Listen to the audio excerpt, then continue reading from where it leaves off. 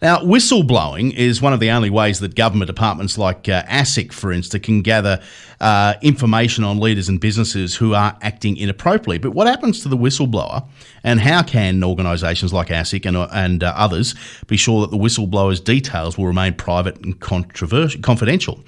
Is there a need to have whistleblower policies in place? Anton Guinea is a regular on the program, or semi-regular. He's an expert in leading under pressure, and he joins us on the line now. Anton, good morning. Good morning, Stephen. Thanks for having me. Great conversation and great topic. Yeah, it is an interesting one. How do you... Well, I guess from a business's perspective, having a whistleblowing policy as such could be a double-edged sword. It can be. No, you're right, because we want people to come forward when they see in an organisation immoral, illegal or unethical behaviour.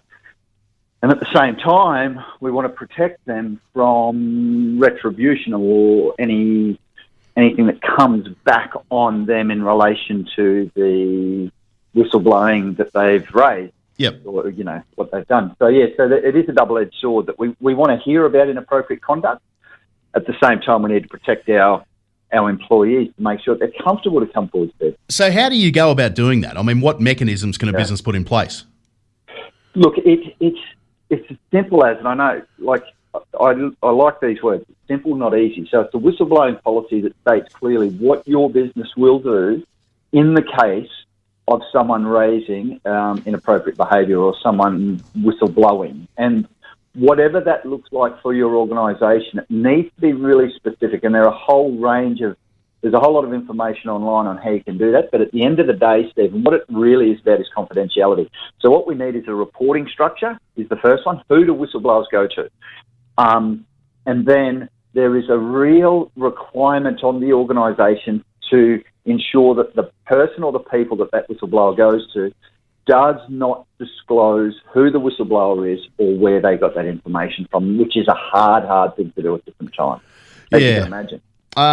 Is there something to be said for having an external process, say through organisations like Fair Trading, for instance, to offer this process rather than the businesses have to get bogged down at themselves? Oh, great call.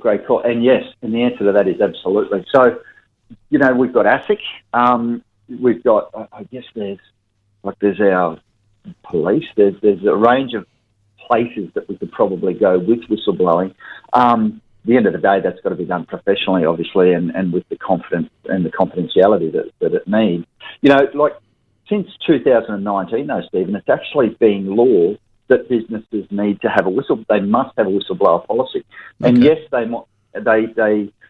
there's some stipulations around the size of the organisations that need to have those policies.